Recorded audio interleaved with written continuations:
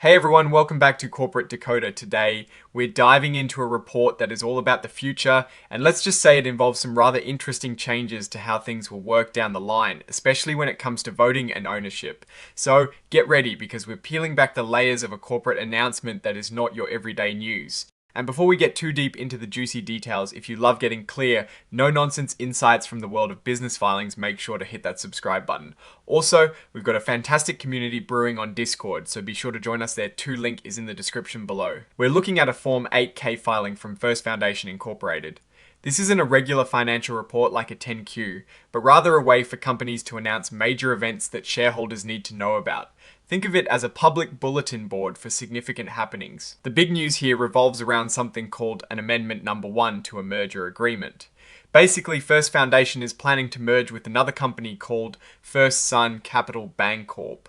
This amendment is a tweak to the original plan, kind of like revising the terms of a deal before it is finalized. So the original deal, announced back in October of 2025, was for First Foundation to merge into First Sun Capital Bancorp. First Sun will be the company that continues on after the merger is complete.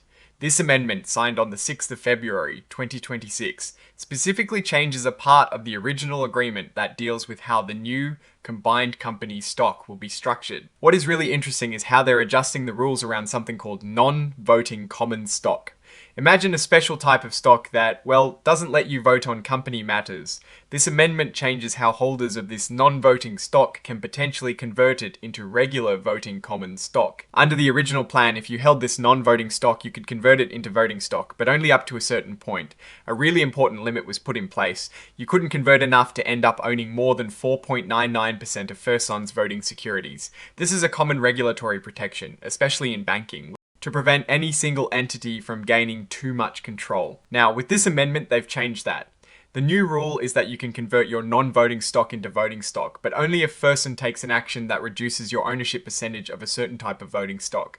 And even then, you can only convert enough to get back to the ownership percentage you had before First Sun made that action. It sounds a bit complicated, but the key idea is to limit how easily this conversion can happen, and to ensure it doesn't upset the balance of voting power. The really important takeaway here is that this amendment is very focused.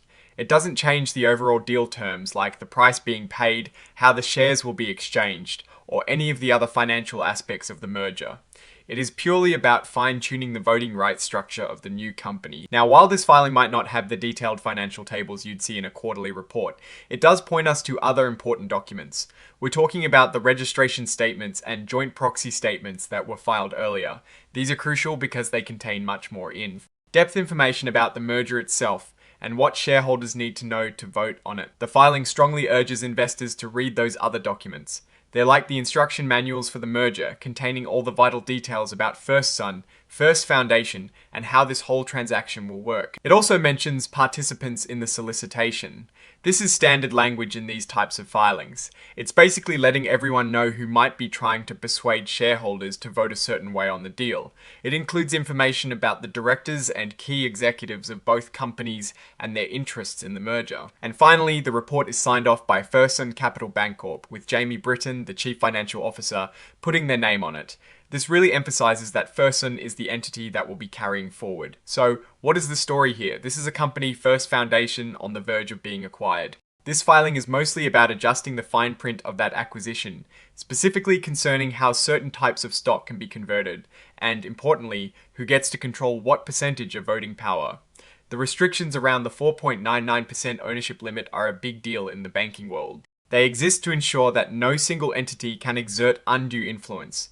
By changing the conversion rules, they're making it more difficult for holders of non-voting stock to suddenly gain a significant voting stake, especially without a clear trigger event from the company's side.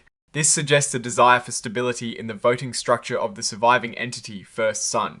Now, looking at these results more broadly without the detailed financial tables in this specific 8K, it is hard to give a direct financial performance analysis. However, the fact that they're moving forward with this merger amendment implies a level of confidence from leadership about the combination's prospects.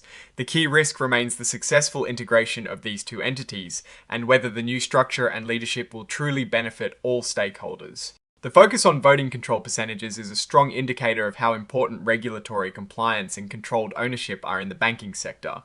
In conclusion, this filing is less about current financial performance and more about sculpting the future governance of the merged company.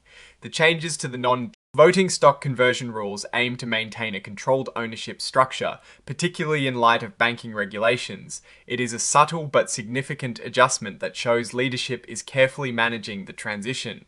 Alright, that is our breakdown of this corporate maneuver. What do you think about these changes to voting rights? Do they signal a need for caution? Or is it just standard deal tinkering? Drop your thoughts in the comments below. If this analysis was valuable, hitting that like button really helps us out. And of course, subscribe for more deep dives into the corporate world. And don't forget to check out our Discord community in the description for more discussions. Thanks for watching, and we'll see you next time on Corporate Decoder.